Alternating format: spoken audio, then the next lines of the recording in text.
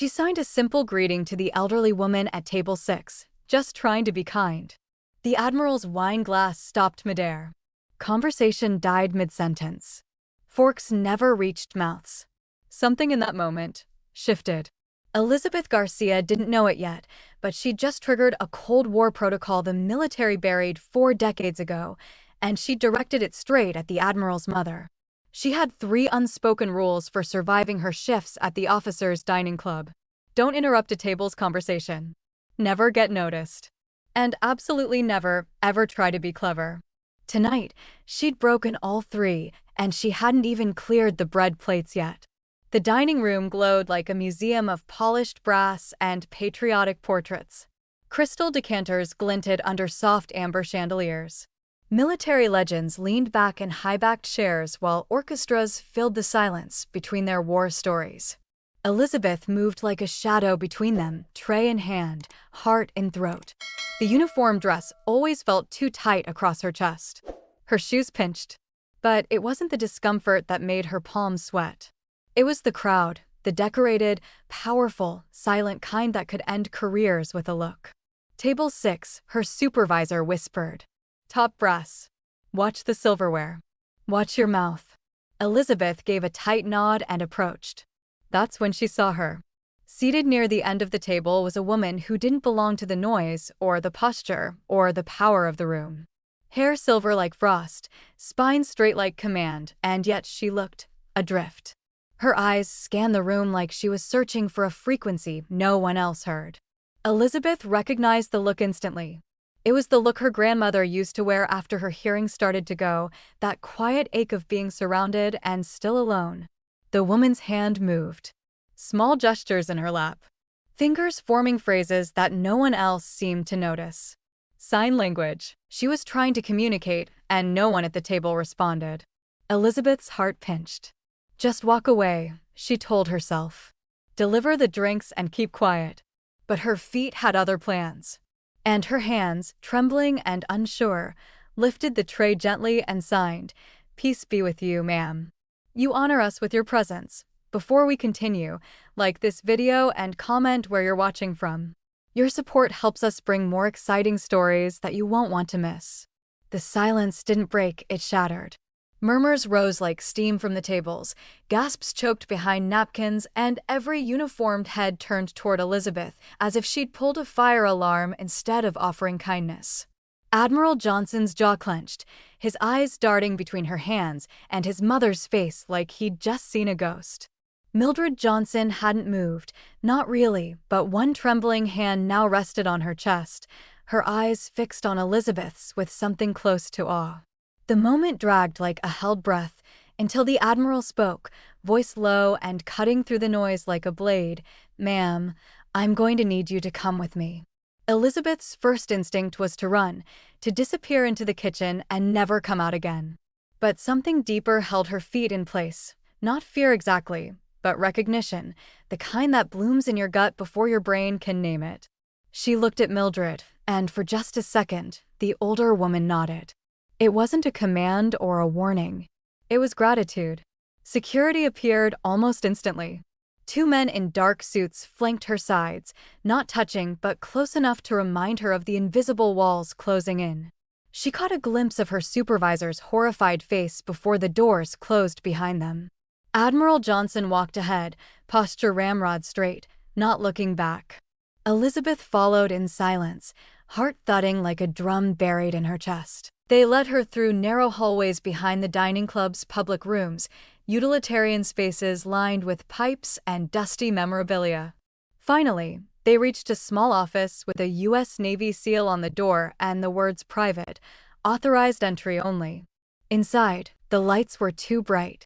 A table, 2 chairs, and a pitcher of water sat in the center like props on a stage. Johnson gestured to the chair across from him without speaking. Elizabeth sat carefully, hands folded in her lap, wishing for something, anything, to hold on to. The Admiral sat down across from her and removed his cap. His eyes were softer now, but edged with something brittle and bewildered. "Start from the beginning," he said. "How do you know that sign?" She hesitated, then gave him the only answer she had. "My grandmother taught me." His expression didn't change, but the air in the room tightened. Rosalia Alvarez, she added. She raised me after my mom passed. She taught me sign when I was little, not ASL, exactly, more like bits and pieces. I just used one of her old greetings. Johnson blinked once, then stood and walked to the far wall, placing a hand against it as if bracing himself. He looked over his shoulder. You don't know what you just did, do you? Elizabeth shook her head. That sign, the one you gave my mother, isn't just a greeting. It's a Cold War protocol used to identify operatives from Operation Echo. She frowned. I don't know what that means. Johnson studied her face, then returned to his chair, voice lower now. Echo was a covert communication system used between embedded agents in case of capture. Only 3 people ever taught it to civilian liaisons. My mother was one of them. He paused. And Rosalia Alvarez was another. The words settled in Elizabeth's chest like iron. That can't be right, she whispered. My grandma was a linguist. She worked in libraries. She had tea every night and listened to opera and told me stories about word origins. But even as she spoke, her voice faltered, because deep down, a part of her had always wondered about the journals. She remembered the faded notebooks stacked in the cedar trunk under her bed, pages filled with languages she couldn't pronounce and sketches of symbols that resembled hand movements. Rosalia had once joked that language was a lock that only kindness or danger could open. Elizabeth hadn't thought much of it then, just one of her grandmother's poetic quirks. But now those fragments swirled into something far more dangerous. I didn't know what it meant, she said. I was just trying to be respectful. For the first time, Johnson leaned back and exhaled. He didn't seem angry anymore, just exhausted. She hasn't used that signal in 40 years, he said quietly. My mother. Mildred. After the program was buried, so were all records of it. And she chose silence over betrayal. Before Elizabeth could respond, a soft knock sounded on the door. A second later, Mildred stepped inside, flanked by one of the guards. She looked smaller in the sterile light, but her presence filled the room. Elizabeth stood instinctively. Mildred walked over and took her hand gently, then signed something too fast for Elizabeth to fully catch. She caught the last word, journal.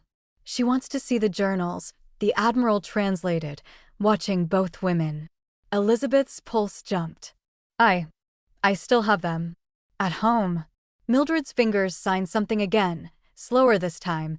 Her hands remember what mine forgot. They let the silence linger for a few moments. Then the Admiral spoke. We'll take you home. But from this moment forward, Miss Garcia, you are under security protocol. If what you say is true, if Rosalia documented Echo, then your grandmother may have kept the last unredacted record of one of the most classified operations in American history. Elizabeth nodded, suddenly very aware that she wasn't going home alone. The ride back to her apartment was quiet. She sat between 2 agents in a black SUV with tinted windows, Mildred and the Admiral in a vehicle just behind. The city passed in a blur, streetlights like blips of Morse code, her own heartbeat translating nonsense into fear. When they reached her building, she hesitated before unlocking the door. Somehow it already felt like everything inside would look different. Her apartment smelled faintly of lavender and old paper. Stacks of books lined her walls, and a framed photo of Rosalia smiled at her from the bookshelf. It's in here, she said softly, kneeling beside her bed. She pulled out the cedar trunk, the one Rosalia said she brought from Argentina before everything else changed. Inside were journals, wrapped in cloth and stacked like a secret altar. She lifted the top one and opened it gently. The familiar pages greeted her, loops of ink, delicate sketches of sign positions, poetic musings in Spanish and English. Her fingers flipped through automatically, heart thudding, until something caught in the spine of the third journal. A stiff corner. Carefully, she peeled back the lining, and there, hidden between the pages, was a folded slip of yellowing paper. She pulled it free, hands shaking. Across the top, printed in fading typewriter font, were the words, Echo Dawn, declassify only if needed. Below it, Rosalia's handwriting, a message written in looping Spanish script. Mildred stepped forward, her breath catching, and ran her fingers across the ink as if it were braille. Elizabeth held the paper out to the Admiral. He took it slowly, reading the heading, then staring at the message in stunned silence. This was real, he murmured. She knew it would come to this. Mildred looked up at Elizabeth, her eyes wet but blazing with something fierce. Pride, memory, and warning all at once. "What happens now?" Elizabeth whispered. The Admiral folded the paper with reverent precision. "Now," he said, looking toward the door as if he could already see the next set of problems waiting beyond it. "Now we find out how deep this really goes." Outside, the city moved on, unaware that history had just risen from beneath its floorboards. Inside, Elizabeth tightened her grip on the journal, the air thick with echoes only she could finally hear. The morning after the incident at the officers' club came with no sunlight. Gray clouds pressed low over the city, and the government-issued black SUV returned to Elizabeth's curb just after 6. She carried the journals in a canvas bag that felt heavier than it should have, each leather-bound book humming with a weight she couldn't explain. Inside were pieces of a woman she'd loved but never truly known, fragments of Rosalia's quiet, complicated life. Today, those fragments would be handed over to people who still didn't know if they trusted her. The facility was 3 stories underground and cold enough to make her fingers ache. It looked more like a vault than a room, with steel walls and 2 guards at the only entrance. Admiral Johnson stood near the far end, arms crossed, eyes unreadable. Beside him sat Mildred, calm, composed, but with her hands resting on the table like they were waiting to speak again. Elizabeth didn't know what they were expecting to find, but when she unzipped the bag and placed the journals gently on the table, something shifted in the room. Mildred leaned forward immediately, fingers trembling as she reached for the middle volume. Her hands brushed over the cover, and then she opened it like someone greeting an old friend. She began to sign before she could stop herself, fluid, expressive, alive. Elizabeth watched in awe as Mildred broke her years of public silence, without hesitation, translating Rosalia's handwriting as though it had never stopped speaking. Admiral Johnson's face softened with a kind of startled reverence. "She remembers," Elizabeth whispered, more to herself than anyone else. Mildred's eyes flicked to her, and she nodded, then signed a slow phrase. "These words are still ours." Johnson pulled out a recording device and set it on the table, nodding for Elizabeth to sit. "We're documenting everything," he said. "If this journal holds what I think it does, we may be looking at classified material that's been hidden since before I was born." Elizabeth took a seat, the metal chair colder than she expected. She flipped to the page Rosalia had flagged with a pressed flower, dried and crumbling now, but unmistakably placed with care. Mildred's fingers danced above it, lips moving in silent rhythm. "This is where it started," Johnson said, watching his mother. "This is when they became more than just translators." He turned the recorder on, and Mildred began signing as Elizabeth read aloud. April 3, 1974. Budapest. Operation DAW GHT has entered its 3rd day under a veil of silence. Our American handlers believe we're here to intercept Soviet documents, but we've made contact with both sides now, and what we're building isn't espionage. It's peace. Elizabeth paused, throat tightening around the weight of the words. Mildred nodded slowly, adding in signs. "We built a bridge. They broke it." Johnson sat back, eyes narrowed. "They always said it was sabotage," he muttered. "But this reads like the foundation of something real, something they couldn't control." They turned the page, and Elizabeth continued. "Rosalia and I developed a new system for passing messages. Traditional encryption was too slow, and the risk of detection too high. We turned to hands, gestures layered in linguistic nuance, context-dependent, and cloaked in cultural fluency. We called it the treaty cipher. The agency renamed it Signal Echo." Mildred signed something sharp and fast. Elizabeth translated. They didn't understand it, so they took it. Johnson's mouth twitched, not quite a frown. "That sounds about right," he muttered. "We stole brilliance and buried the creators." May 9, 1974. "We've implemented Echo protocols in 5 exchanges now. The agents are catching on quickly, and no one has caught us yet." Rosalia says our system is like a musical composition, where each note is a movement between silence and intent. I think she's right. But the silence around us is getting louder. Elizabeth turned the next page and saw a photograph taped to the corner, two women standing near an embassy, one holding a clipboard, the other smiling with tight, guarded eyes. She passed it to Johnson. He stared for a long time. She was beautiful, he said softly, looking at his mother. You were both so young. Mildred signed simply. We were hopeful. The journal's entries began to darken in tone. Words were crossed out. Dates skipped. An entire page had been torn clean from its spine. But what remained hinted at something dire. Rosalia had begun noting strange absences, late-night interrogations, missions cancelled without warning. July 2nd, 1974. They've started watching us. Not the Soviets, our own. Rosalia won't admit it, but I can see it in her eyes. Every time she writes, it's as if she's hiding something inside the ink. We have to be careful now. Not from our enemies, but from our friends. Mildred closed her eyes, her fingers unmoving for a moment. Elizabeth watched her carefully, then reached for her own bag and pulled out the yellowed Echo Dawn paper. This was hidden in the spine, she said, sliding it across the table. Johnson unfolded it like sacred scripture. His breath caught as he read it again. It's a final failsafe, he said. Rosalia embedded this as proof. If everything else was destroyed, this page was meant to remain. She marked it declassify only if needed. She knew it might be dangerous even decades later. Mildred tapped the table twice and signed, because the threat didn't end. Her expression was grim. Elizabeth leaned forward. What happened? The question floated in the sterile air. Mildred looked at her son, then signed a longer series of phrases. Johnson translated in pieces. There was a deal, a real one. Not just intelligence, an actual signed accord between opposing units from both sides, ready to bring a temporary disarmament forward into public policy. But the agency pulled them out, he continued. They claimed the treaty was compromised, that Rosalia and Mildred had been turned. But it was a lie.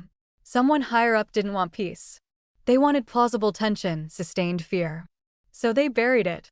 Elizabeth's hand curled into a fist on the table. My grandmother was blamed? Johnson nodded, his jaw tense. Officially, she disappeared. But in internal records, she was listed as an unresolved asset compromise. Mildred's hands moved again, slower this time. They told her to run, or they'd make her disappear for real. The journal entries stopped abruptly after that. No closing statement. No farewell. Just a final blank page and a single symbol etched in ink, a hand forming the treaty cipher's opening gesture. Peace. But peace had never come. Not for Rosalia. Not for Mildred. Do we still have the signatures? Johnson asked suddenly. Elizabeth blinked. What signatures? Mildred pointed to the page she had just closed, then opened it again, flipping it toward the back cover. Hidden in the binding, faint and nearly rubbed away, were 3 handwritten names. One was Rosalia's. Another was in Cyrillic. The third was her mother's. Johnson stared, silent, then nodded. This changes everything, he said. This isn't just a personal history. It's an official record. And it proves the treaty existed and was covered up. Mildred smiled faintly and signed. She kept the truth in our hands. Elizabeth sat back, overwhelmed. She had come to offer comfort to a stranger and found a lifeline to a forgotten world. Her grandmother wasn't just a linguist. She was a peacekeeper, a revolutionary, and a target. And now that legacy had landed squarely in Elizabeth's lap. Unasked for. Undeniable. What do we do with this? She asked softly. Johnson looked at both women, then said, we take it to the archives, verify everything, and start asking questions. But quietly. If these journals hold the only surviving record of Operation Echo, we'll be fighting ghosts and generals to get the truth out. Mildred reached for Elizabeth's hand and squeezed it gently. There were no more words left to say. Only gestures. And the rustle of pages that had waited too long to be heard. If your family had protected a truth for generations, one the world wasn't ready to hear, would you stay silent to protect yourself, or risk everything to reveal it? Leave your answer in the comments. We'd love to hear your take. For the first time since the night at the officers' club, Admiral James Johnson looked uncertain. He stood at the edge of the table in the cold, windowless conference room, staring at the open journals like they were pieces of shrapnel pulled from a wound he thought had healed. The blue light from the overhead fixture caught the silver in his hair, making him look older than he had the night before. Elizabeth watched him in silence, waiting for him to speak, but he only inhaled deeply and rubbed a hand across his face. When he finally did speak, his voice was quieter than she expected. Everything I've ever believed about my service, about my family's loyalty, might be a lie. The admission hung between them like smoke. Mildred sat across from him, her back straight, hands folded on the journal in front of her. She didn't interrupt, but her eyes, sharp, intelligent, filled with both sadness and restraint, never left his face.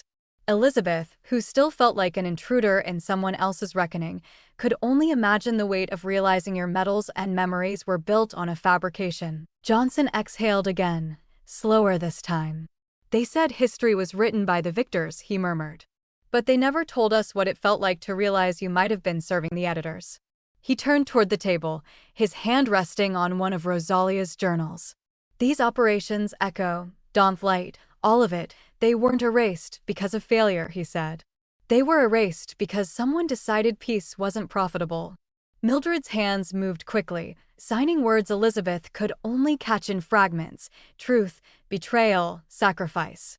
The Admiral nodded. You're right. You and Rosalia weren't traitors. You were scapegoats. Elizabeth leaned forward, her palms pressed to the cold surface of the table. Admiral, what do you actually know about Operation Echo Dawn? She asked. Johnson hesitated before pulling a folder from his briefcase, its edges frayed from years of concealment. Inside were photocopied memos, blacked out lines of text, and faded signatures.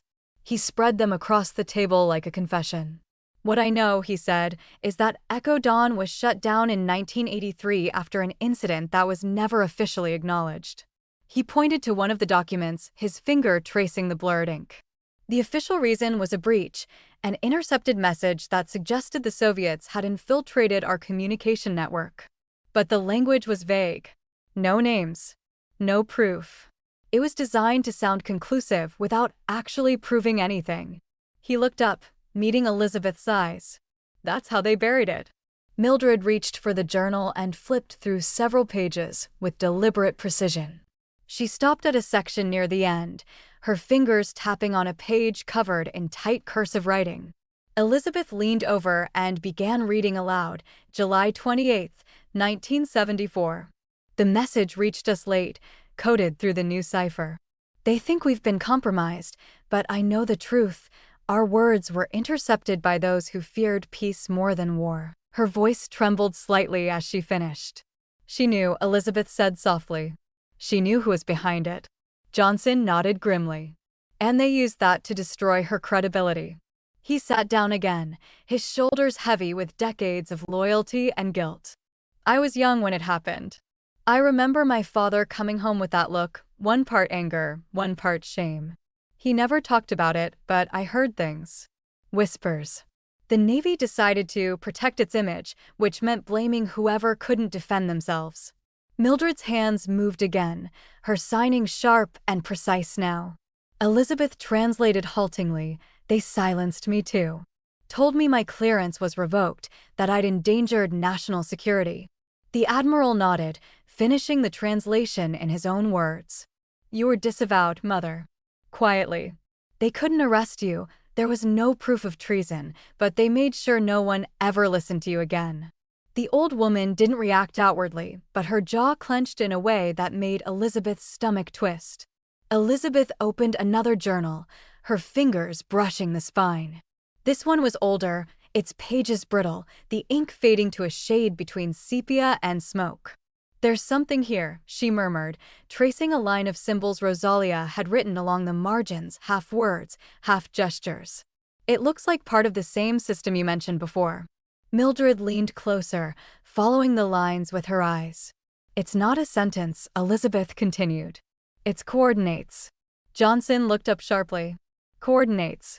Elizabeth nodded, flipping to another page where Rosalia had drawn a grid over what looked like a coastline. Here. See? These numbers, 38 degrees north, 77 west. There's a note below. Echo Dawn Relay Point. Johnson's eyes widened slightly. That's Virginia. A decommissioned naval communication site near Chesapeake. It's been inactive for decades. For the first time that day, a spark of something other than despair flickered in his expression. If there's anything left from those missions, he said slowly, it'll be there. Mildred's hands trembled as she signed, proof. Exactly, Johnson replied. If we find that proof, it won't just clear Rosalia's name, it could expose everything they buried. He looked at Elizabeth. You realize what this means? Elizabeth hesitated. That we're digging into something we're not supposed to? He almost smiled at that. Exactly. He leaned forward, lowering his voice. You didn't stumble into this by accident, Miss Garcia. Rosalia left breadcrumbs for someone she trusted to find. And now you're standing in the middle of a secret both governments wanted forgotten. The gravity of his words settled over her like a heavy coat. For a moment, she felt like that same invisible waitress again, quiet, unnoticed, unimportant.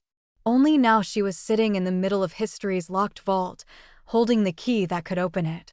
I don't know if I'm the right person for this, she admitted. I'm not trained for whatever this is. Mildred reached across the table and took her hand gently, her touch firm and reassuring. The Admiral stood, walking to the other side of the room where a map hung on the wall. He marked a red X over Virginia. This bunker was used for signal monitoring during the Cold War. When it was shut down, they claimed the equipment was decommissioned. But my clearance gives me access to the logs. The site still registers intermittent power readings. He turned back toward them. Someone's been there recently. Elizabeth swallowed hard. You think someone's protecting it? Or hiding something, he replied. He moved back to the table, pulling his notes together in neat, precise motions. Either way, that location's our next step. Mildred nodded in silent agreement, her eyes burning with the quiet resolve of someone who'd waited a lifetime for this chance. The air between them felt charged, equal parts danger and destiny. For a brief moment, the Admiral looked at his mother, and the military veneer cracked just slightly. I should have asked questions sooner, he said softly. I wore the uniform, I served the flag, and I never once wondered what truths it was hiding behind the slogans. You were right all along. Mildred signed a short reply. You needed to see it yourself. He nodded. I have now. Elizabeth gathered the journals carefully, stacking them in order as if the pages themselves could shatter under the weight of their new importance. Each book seemed to hum, the words within them breathing between generations. So, we go to Virginia? She asked, breaking the silence. Johnson met her gaze, his expression steady again but not cold. We go to Virginia, he confirmed, and we find out what they've been hiding since 1983. The drive would take them through 3 states, through layers of classified history and personal reckoning. Elizabeth knew it would also take them deeper into danger, though she couldn't yet imagine how much. As she followed the Admiral and Mildred toward the exit, she felt the weight of Rosalia's legacy pressing against her spine like a hand guiding her forward. Somewhere in those forgotten halls near Chesapeake lay the truth, waiting for someone brave or foolish enough to uncover it. And Elizabeth Garcia was already too deep to turn back. The road to the bunker wound through dense woods, broken only by the occasional rusted fence post or cracked concrete marker. Elizabeth sat in the back of the SUV, the journals pressed tightly to her chest as the tires crunched over gravel long forgotten by any map. Mildred stared out the window beside her, silent, though her hands occasionally moved in her lap, little bursts of habit, unfinished signs. In the front seat, Admiral Johnson drove with military focus, checking the GPS on a secure tablet every few miles. The air inside the vehicle was heavy with what wasn't being said. The structure appeared suddenly through the mist, squat and gray like a scar from another war. Camouflaged by overgrown brush and long-abandoned fencing, the old communications station looked more like a fallout shelter than the site of a diplomatic breakthrough. A faded Department of Defense emblem still clung to the concrete above the steel doors, its colors sun-bleached and peeling. Elizabeth climbed out, her boots sinking into moss and damp leaves. "It looks like no one's been here in decades," she said, breath fogging. Johnson approached the doors and keyed in the first of two codes, one provided by the logs, the second guessed from a pattern Rosalia had included in the journal margins. There was a soft click, then a groan of aged hydraulics. The door cracked open just enough to let in light and cold air, carrying with it the smell of metal and mildew. Elizabeth followed them inside, her flashlight beam cutting through the darkness like a blade. Mildred moved carefully behind them, one hand on the wall as if feeling for ghosts. The interior was surprisingly intact, though dust blanketed every surface like snowfall. Old desks, file cabinets, and rusting equipment sat frozen in time, as if someone had locked up and simply never returned. A massive map of Europe still hung on one wall, pushpins marking now defunct borders. Johnson found the power breaker and flipped it. To everyone's surprise, a low hum followed. Emergency lights flickered on in strips across the ceiling, buzzing faintly. Elizabeth stepped forward and opened Rosalia's journal to the marked cipher page. Mildred stood beside her, interpreting the symbols through gesture. Together, they recreated the sequence, a combination of sign language and numeric taps. When they reached the final movement, a panel on the far wall clicked open, revealing a staircase descending into deeper black. "She really did leave it here," Johnson muttered. "All these years." The lower level was colder, the concrete floor damp beneath their feet. At the bottom was another door, this one mechanical, with a biometric scanner next to it. Johnson frowned. It shouldn't require a code this old. But Mildred stepped forward, placed her palm to the glass, then performed a three-motion sign in front of the panel. The scanner chirped. The door slid open. Inside, the room was pristine, eerily so. Shelves lined the walls, filled with reels of tape, sealed folders, and plastic containers marked classified, level red. A table in the center held a locked briefcase and a series of data drives. But it was the wall-mounted bulletin board that stole Elizabeth's breath. Pinned to it, under a pane of glass, was a photo. In it, Rosalia stood beside Mildred, both younger, wearing dark skirts and pressed blouses. Flanking them were two men, one in a U.S. military jacket, the other in Soviet dress uniform. All four were smiling faintly, hands linked in a handshake that was never supposed to exist. Behind them, a chalkboard displayed one word, written in both English and Russian: bridge. Mildred reached out and touched the photo, a tear sliding down her cheek. Elizabeth stepped closer to the table, heart pounding. She opened one of the folders and began scanning its contents. "These are diplomatic memos," she whispered. Rosalia was documenting every step of the negotiation: names, dates, code references. Johnson looked over her shoulder. "This isn't just proof of a treaty. This is the treaty itself." He popped open the briefcase and revealed a set of sealed pages, laminated and stamped with a triple agency clearance seal. On the top sheet were the words, "Echo Treaty, unratified, August 1974. Johnson read in silence, his fingers tracing the signatures along the bottom. "My father's name is here," he said quietly. He signed it, and then watched it be buried. Elizabeth looked at him, unsure if the Admiral was heartbroken, furious, or both. Suddenly, the lights flickered. Once. Twice. Then footsteps echoed above. Johnson held up a hand for silence, eyes narrowing. "We're not alone." Elizabeth's blood turned to ice. She shut the folder and stuffed it in her bag, whispering, "We have to move, now." Mildred signed a fast phrase. "They followed us." Johnson tapped the earpiece in his collar. "We've been compromised," he said grimly. "Prep for extraction and copy everything you can." Elizabeth pulled out a small scanning device, a portable digitizer Johnson had issued her before they left. She slipped the flash drive into its port and started uploading the contents of the folders and tapes.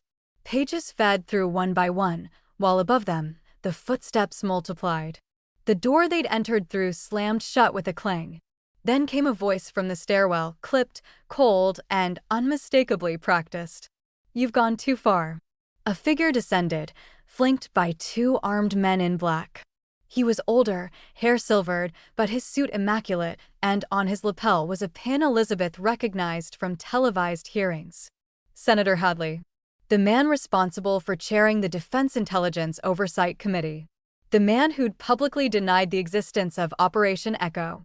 "Leave the materials," he said. "This ends here." Johnson stepped between the senator and the table. "Last I checked, you didn't carry authority on decommissioned operations," he said coolly. "And this isn't your jurisdiction anymore." Hadley smiled without warmth. "You really think we'd let you walk away with 30-year-old nuclear leverage? Come on, Admiral. Be smarter than this." Elizabeth's fingers flew faster over the scanner, pushing the limits of the upload speed. Each beep meant another truth preserved. Another piece of history saved. "Stall him," she mouthed. Mildred, watching closely, placed her hands calmly on the table and began signing, not to Elizabeth, but to Hadley. The senator blinked. "What is she doing?" he asked. "She's reminding you," Johnson said, "of what happens when you erase the wrong people." Hadley stepped closer. Elizabeth heard the final beep from the scanner, 100% complete. She yanked the drive free and tucked it into her coat. The flash of movement caught Hadley's eye. "You little," he started, but Johnson grabbed his arm. "That drive is going to the archives, Senator," Johnson said. "And if you try to stop it, I'll take this entire building down with my next testimony." Hadley's jaw twitched, but he didn't order his men to fire. Elizabeth pressed the journal pages back into her bag, heart hammering. Mildred joined her side as Johnson backed toward the exit door. "We're done here," he said. "And if you want to explain this to the Joint Chiefs, be my guest." Hadley didn't move. But his eyes said it all. This wasn't over. They moved fast, retracing their steps through the upper level. The emergency lights flickered again, sirens beginning to whine in the distance. Elizabeth didn't look back. She just ran, her breath burning in her lungs, her fingers gripping the drive like it held fire. And in many ways, it did. The moment they burst out of the bunker and into the wet morning air, a black chopper thundered overhead. Elizabeth ducked instinctively as it landed on the cracked helipad, its rotor wash flattening the weeds. A crew member waved them aboard, yelling through the noise. Johnson helped his mother up the ramp first. Then Elizabeth, with the journals still clutched to her chest, followed behind. The helicopter lifted, and the bunker grew smaller beneath them, swallowed again by trees and shadows. Elizabeth leaned back in her seat, the wind still roaring in her ears. She looked at Mildred, who offered a tired but knowing smile. "We got it," Elizabeth said. "We got the truth out." If you were standing in Elizabeth's shoes, faced with the truth, but hunted by power, would you risk your safety to make sure the truth got out? Drop your answer in the comments. Let's see what kind of truth seekers are out there. The news broke before sunrise. A whisper on one channel, then a headline on another. Unusual military activity reported at decommissioned facility in Virginia. Aerial footage showed black SUVs, flickering lights, and helicopters lifting off just before dawn. By mid-morning, media vans lined the edge of the forest, and conspiracy forums buzzed with talk of Cold War secrets and deep state cover-ups. Elizabeth watched from the safe-house couch, her legs pulled tightly beneath her. The footage looped in the background, but her eyes were fixed on her hands, still raw from clutching Rosalia's journal during the escape. Mildred sat nearby, calm in her silence, though her fingers tapped an anxious rhythm against the armrest. Admiral Johnson paced the room, phone in hand, barking quiet orders to someone on the other end. "Yes, I understand." "Yes. Just keep them off the airwaves." The door clicked open behind them. A man in dress uniform entered, flanked by two lower-ranking officers. His name tag read Hawthorne, and he moved like someone accustomed to ending conversations, not starting them. "Admiral Johnson," he said, expression unreadable. "Effective immediately, you are ordered to disengage from all non-sanctioned activities related to Operation Echo. Failure to comply will result in a court-martial for breach of national security." Johnson didn't flinch. "I'm trying to uncover the truth," he replied, tone firm but controlled. Hawthorne stepped closer. "You're dancing in classified territory, sir. Territory that's been sealed for 40 years. The department is giving you one chance to walk away clean. Mildred rose from her seat, signing quickly. Elizabeth didn't catch every word, but the tone was unmistakable. Fire. She says you tried this once already, Johnson translated. You erased the women who made peace possible, and now you're trying to erase the proof of it. We're not making the same mistake twice. Hawthorne exhaled slowly, then turned to Elizabeth. You, however, are not bound by any military oath, he said. There's a civilian option on the table if you take it now. Elizabeth straightened. What kind of option? He stepped closer. Turn over the flash drive, the journals, and any copies. We'll place you in witness protection, give you a new identity, and guarantee your safety. But you disappear. The words felt like a trap wrapped in silk. Disappear, she repeated. You're offering me freedom in exchange for silence. Hawthorne didn't respond. He didn't have to. Mildred's fingers tightened into fists. Elizabeth looked down at her bag, the journals still zipped inside. She remembered Rosalia's words, still etched on the last page. If the world forgets, let your hands remind them. She shook her head. No deal, she said. I didn't sign up for this, but I'm not going to be erased like my grandmother. Hawthorne's jaw tightened. He turned to Johnson. Then she's your problem. And you'd better keep her contained. With that, he strode out, his escorts close behind. The room fell into a thick silence after the door shut. Elizabeth finally exhaled. Johnson slumped into the nearest chair. They're scared, he said. Not just of the documents, but of what they reveal about everything that followed. Mildred nodded slowly, signing something measured. She says the system learned long ago how to protect itself, Elizabeth interpreted. But sometimes it forgets that people remember too. An hour later, Mildred made a call. She used a burner phone Johnson provided, encrypted, direct. Elizabeth didn't know who was on the other end, but when the call ended, Mildred looked resolute. She signed one word. Ally. That night, a car pulled into the safe house driveway. The man who stepped out was tall, mid-70s, dressed in civilian clothes, but carried the bearing of someone who once gave orders that moved armies. General Raleigh, Johnson greeted, standing. I didn't think you'd answer. Raleigh nodded, extending a hand. Couldn't sleep since I saw the footage. Thought it was time I paid back an old debt. Raleigh sat across from Elizabeth, hands folded. Mildred saved my life once, he said simply. In Berlin. I was green and stupid, and she covered me during an extraction we were told didn't happen. They buried her name for it. I've regretted not speaking up ever since. Elizabeth slid one of the digitized copies of the Echo Treaty across the table. He scanned the page, breath hitching when he reached the signatures. This is real. Elizabeth nodded. Every word. Raleigh looked up. You're planning to take this public? We have to, Johnson answered. Silence is how they win. Raleigh tapped his finger against the treaty. Then you'll need more than good intentions. You'll need protection. Visibility. Oversight. He looked at Elizabeth. You need to testify. The word landed like a thunderclap. Testify. Elizabeth echoed. In what court? Raleigh looked at Johnson. A public congressional hearing. One already scheduled next week for intelligence oversight. If we can get her name on the list and these documents entered into the official record, they won't be able to make her disappear. But they'll try to discredit her, Johnson added. Raleigh nodded grimly. They always do. You need a strategy. Evidence, yes, but narrative. The truth has to mean something to the people watching. Elizabeth's thoughts spun.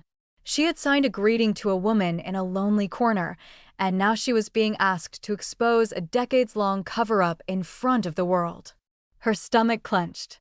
Won't they block me? She asked. Stop me from speaking freely? Johnson exchanged a look with Raleigh.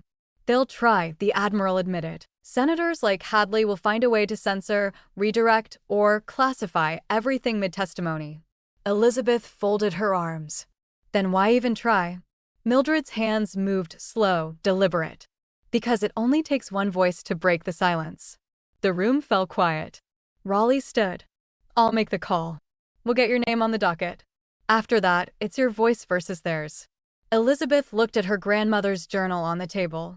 Then at Mildred, then at Johnson. They had all lost something to this lie. Reputations. Careers. families. But now, maybe, they could get something back. She closed the journal gently. "I'll testify," she said. "And I'll speak every word they tried to bury. Even if they try to shut me down, I'll keep signing." Mildred smiled, her hands brushing her heart. Somewhere outside the safe house, cameras rolled and rumors swirled. And somewhere inside her chest, the weight of generations settled, not like a burden, but like armor. Elizabeth Garcia had once been invisible. Now, they'd have to listen. Or try and silence her in front of the world. The rain began just after dusk. A slow, steady drumbeat against the windshield as Admiral Johnson drove north along the unlit highway, the trees on either side turning into dark, shifting walls. Elizabeth sat beside him, the weight of Rosalia's journals on her lap once again. In the back seat, Mildred clutched a worn leather envelope, her knuckles white as lightning flashed across the sky. No one spoke, but the tension was as thick as the clouds above them. The cabin sat deep in the woods of Maryland, past a rusted mailbox and a gravel road overtaken by moss. It had once belonged to Mildred's husband, Johnson's father, and had been untouched since his death over a decade earlier. The Navy had written it off as an irrelevant asset, unaware of what might have been hidden within its wooden walls. Mildred had never told anyone, not even her son, about the treaty she'd hidden beneath the floor. She had kept it safe the only way she knew how, by burying it in silence. When they arrived, the storm had become a downpour. Johnson parked the car beside the sloping porch, headlights cutting through sheets of rain.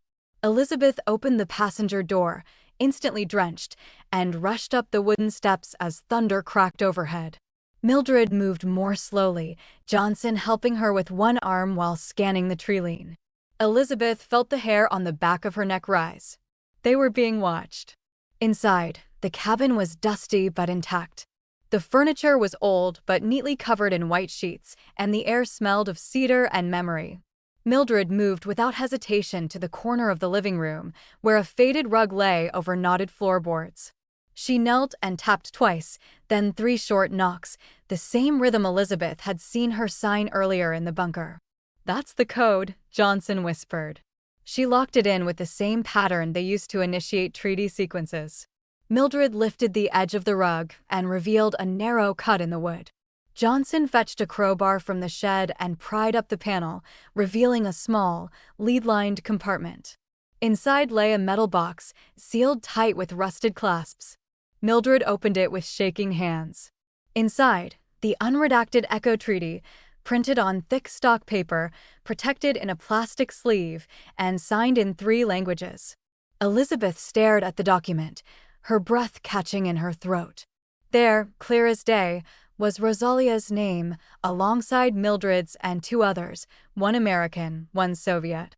The page glowed in the dim light of the storm lantern. "This is it," Johnson said quietly. "The original, uncontested proof. No redactions, no missing signatures." Mildred passed the document to Elizabeth and signed slowly. "Now they can't erase it. Not without erasing us all." Elizabeth nodded, carefully sliding the treaty into her waterproof bag.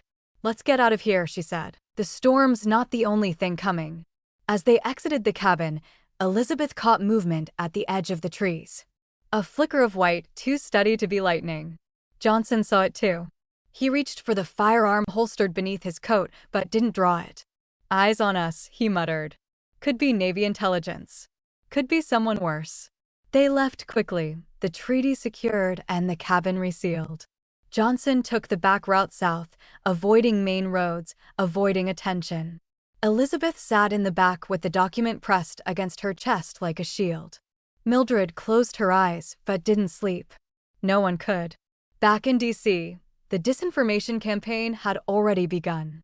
News outlets began receiving anonymous leaks, background on Elizabeth's employment history, claims of foreign ties, even footage from the officers' club that had been edited to suggest she had provoked Admiral Johnson.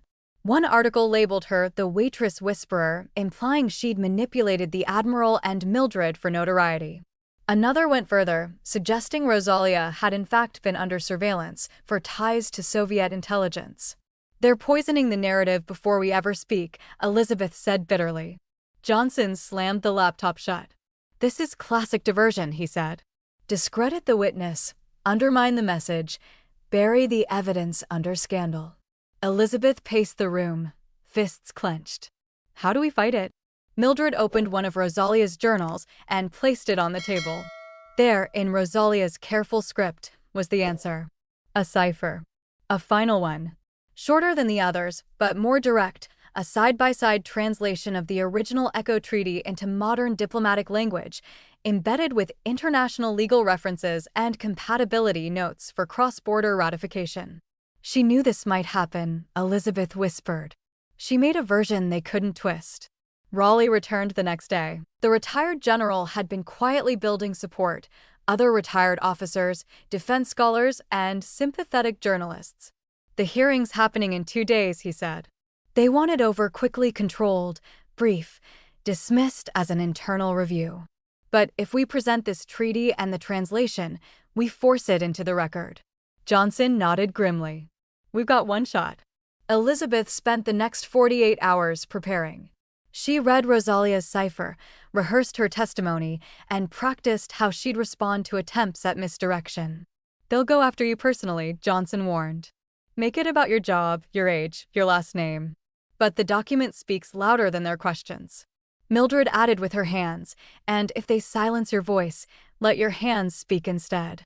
Outside, the city braced for the storm of truth. Inside the safe house, Elizabeth felt the weight of generations pressing on her shoulders, but not in fear. In readiness. In resolve. Somewhere, Rosalia was watching. And her legacy was about to be heard. The Senate chamber was colder than Elizabeth expected. Cameras lined the back wall, red dots blinking steadily, each one a silent witness to what was about to unfold. Rows of suits, military brass, and media personnel filled the gallery, murmuring with expectation and doubt. At the center, under the polished lights and sharp gaze of the Intelligence Oversight Committee, Elizabeth sat at a lone microphone, fingers tight around Rosalia's translated cipher. Beside her sat Admiral Johnson, unreadable. Mildred watched from the front row, hands folded, expression stone. The chair of the committee, Senator Hadley, adjusted his glasses and cleared his throat. "This hearing is to investigate claims concerning a decommissioned Cold War operation known as Echo Dawn and the alleged suppression of documents related to it." His voice held the weight of premeditated dismissal. "Our witness today is Ms. Elizabeth Garcia, a civilian waitress who recently came into possession of supposedly classified material." He paused, letting the insult linger. "Ms. Garcia, you may proceed with your opening statement." Elizabeth leaned forward and took a breath. "My name is Elizabeth Garcia," she said. "I'm not a soldier. I'm not a politician. I'm the granddaughter of Rosalia Alvarez, a linguist and intelligence operative erased from the history she helped shape." There was a murmur of reaction, more skeptical than supportive. She ignored it. "What I brought to this committee is not a conspiracy. It is a signed, unredacted Cold War treaty created by both American and Soviet operatives, including Rosalia Alvarez and Mildred Johnson." She raised the treaty's translation, the cipher visible to the cameras. "This document, and the original locked away for decades, details a peace accord that was buried to protect careers and prolong conflict." Hadley leaned in, frowning. "Ms. Garcia, can you explain how you, a restaurant server, came into possession of this supposed treaty?" His tone was heavy with condescension. "And why we should believe you're qualified to interpret classified documentation?" Elizabeth didn't blink. "Because my grandmother prepared for this moment. She spent years encoding the treaty in gesture-based cipher, a language she taught me since childhood. I didn't understand what it meant until I saw Mildred Johnson sign the same phrases back to me." A younger senator to Hadley's left cut in. "But isn't it convenient? A long-lost treaty found by a civilian with no clearance, no formal training, and no objective witnesses." Hadley added, "It sounds more like a bedtime story than national security." Elizabeth felt heat crawl up her spine. She pulled out the signed original, laminated and watermarked, and laid it gently before the committee. "Then let the documents speak for themselves," she said. "Look at the signatures. Look at the formatting, the timestamps, the language. Cross-reference them with classified reports from 1974 if you dare to unseal them. She opened Rosalia's journal beside it. And if you need it in modern terms, I've brought the cipher translation, cross-indexed with federal treaty structures, international law, and diplomatic protocols. A clerk stepped forward to receive the materials. Hadley scowled but allowed it, knowing cameras were rolling. The next 30 minutes were a storm of cross-examination, everything from Elizabeth's employment history to her schooling, even her bank records. One senator asked if she had ever spoken to foreign nationals. Another implied she was being manipulated by outside actors. Mildred stood. The room fell silent. She stepped toward the microphone with slow, deliberate steps. Hadley looked to the committee. She's not on the witness list. Johnson's voice was like iron. She is now. Mildred adjusted the mic with steady hands. Then she began to sign slow, measured, unmistakably clear. Elizabeth stood behind her, translating each word as it came. I was part of the ECHO program. I signed the treaty. I buried it to protect it. Mildred continued, nodding toward Elizabeth, is the only reason the truth survived. Another senator interrupted. How do we even know this woman is who you claim she is? Raleigh, seated behind Mildred, rose. Because I served with her. She saved my life in East Berlin in 1974. And the department confirmed her clearance last night under Emergency Declassification Order 553A. Mildred resumed. You disavowed us. Not because we failed, but because we succeeded. You weren't ready for peace. Her hands stilled. We didn't betray America. We saved it. You just weren't watching. The silence that followed was heavier than any accusation. Even Hadley didn't speak right away. Elizabeth stepped back to the microphone and opened Rosalia's final journal. She read the last page, her voice steady. They told us to bury our voices. But we buried the truth in a language only the brave would still remember. Committee aides exchanged whispers. Papers rustled. Raleigh submitted the documents officially. Hadley tapped his gavel once, clearly rattled. We will review the materials and reconvene for a ruling on admissibility.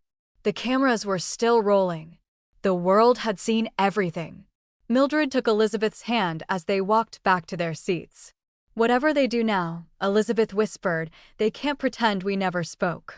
And the world couldn't unhear what had finally been said. If the world had forgotten a truth, would you have the courage to be the one who reminded it? Leave your answer in the comments, because sometimes silence needs your voice. It began with a ripple. A single clip from the hearing, Mildred's hands moving through the air, Elizabeth's voice translating every word, circulated online within hours. By morning, it was viral. Editorials shifted from skeptical to stunned. Veterans posted memories of long-forgotten operations, whispers of agents who'd vanished into silence. Public pressure surged like a rising tide. Petitions, interviews, and op-eds poured in from every corner, not just demanding answers, but demanding justice. Within a week, the Department of Defense issued a formal review of Operation Echo Dawn. And within 2, it delivered the impossible, a full reversal. The records would be unsealed. The operatives, Rosalia Alvarez and Mildred Johnson, reinstated with honor. Elizabeth stood beside Admiral Johnson as the announcement was read on national television. Raleigh, returned to uniform for one final act, delivered it with calm gravity. We recognize the service and sacrifice of Rosalia Alvarez and Mildred Johnson, who risked everything to broker peace when the world demanded war. Their names will now appear in the official register of service. Their actions will be preserved in the National Archive. Elizabeth didn't realize she was crying until Mildred reached for her hand. Days later, the ceremony was planned at Arlington. A new memorial was to be unveiled, one that honored intelligence operatives who served in silence, whose work had no medals, no parade, no acknowledgement. Mildred had never asked for recognition. But when she saw the stone etched with her name and Rosalia's, she touched it with reverence, her lips moving in unspoken memory. Elizabeth stayed by her side, knowing this moment had been buried in shadow for far too long. The crowd that gathered was larger than anyone expected. Former agents, military officials, historians, journalists, even civilians who'd followed the story, filled the rows in quiet respect. Admiral Johnson, in full dress uniform, stood beside Raleigh as the flags were raised. Mildred wore a navy blue suit with a single silver pin, a hand, fingers poised in the symbol for truth. And Elizabeth, standing at the podium, held the final page of Rosalia's journal in her palm. She looked out at the sea of faces, the world finally watching. "There are stories we're told," she began, voice steady. "And then there are the ones we aren't meant to hear, the ones erased before they're ever written." She paused, meeting Mildred's eyes. But silence doesn't always mean absence. Sometimes silence is survival. "My grandmother," she continued, "was one of many who were asked to serve in secret, who were then asked to vanish. But she left behind a language, a legacy, and a lesson that peace is never convenient. It's only ever earned.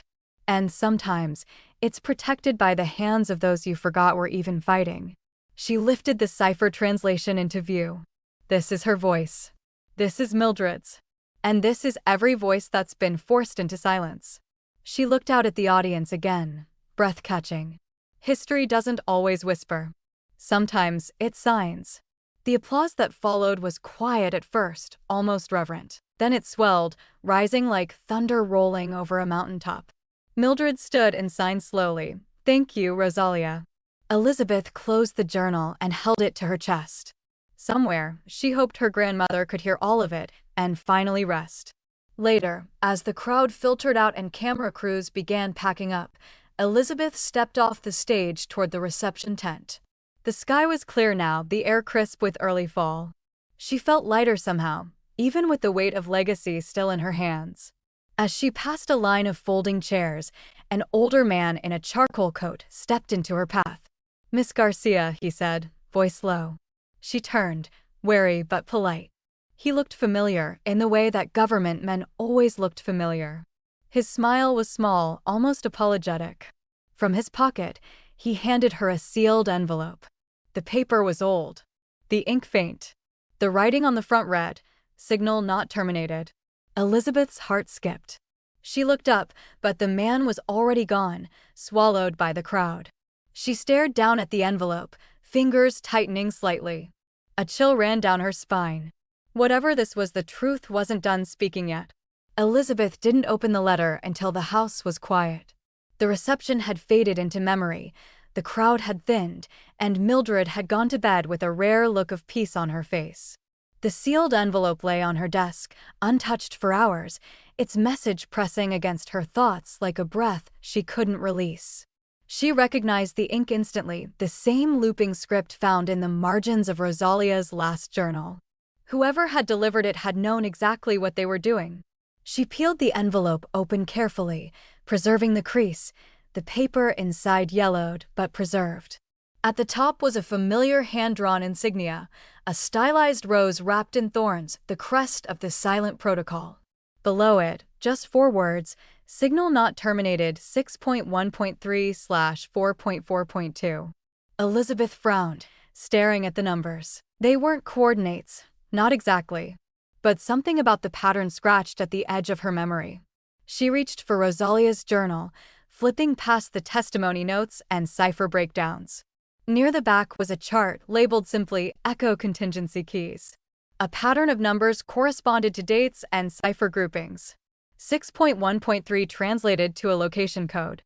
For .4.2 was a status identifier, active/unconfirmed contact.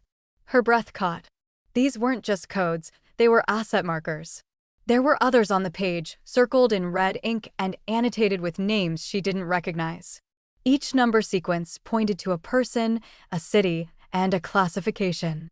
Rosalia had cataloged them, agents embedded under the silent protocol, individuals who had never been recalled, never debriefed.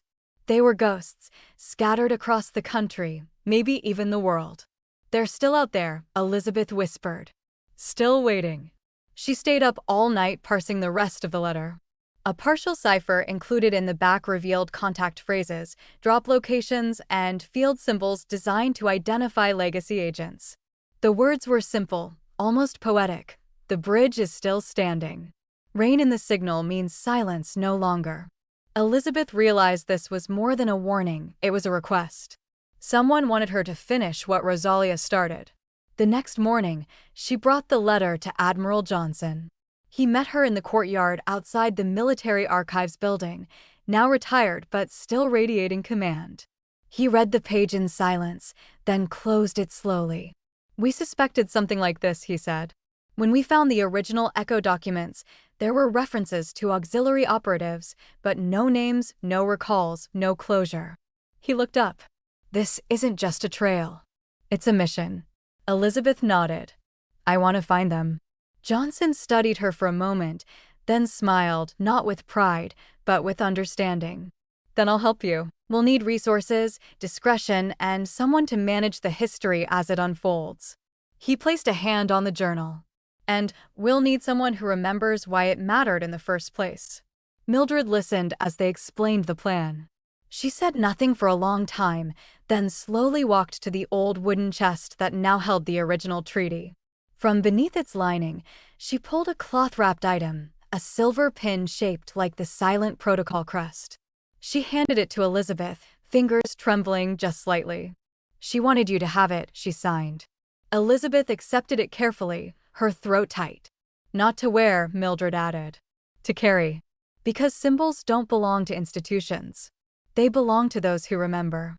For the first time in years, Mildred smiled without shadow. "She'd be proud of you." In the weeks that followed, Elizabeth began her new work. With Johnson's help, she secured limited access to Cold War communication archives. Every asset Rosalia had flagged in her cipher was cross-referenced against existing military records. Most were marked deceased or missing. A few had no record at all. The first message she sent was written in the cipher. "If the signal still lives, the bridge awaits." The first reply came 3 days later. Typed. Anonymous. It read only, "Still standing." Elizabeth read it twice before sitting down in stunned silence. "They're listening," she whispered. Johnson entered the room and nodded. "Then it's time we listen back." Each day brought more. A name from Boston, a symbol left in a library in Amsterdam, a whisper from someone in Mexico City. Pieces of the old network, scattered like glass but never forgotten. Rosalia's journals became the foundation of what Elizabeth called the Legacy Protocol, not a mission of secrecy, but one of restoration. For every name they found, a new record was created.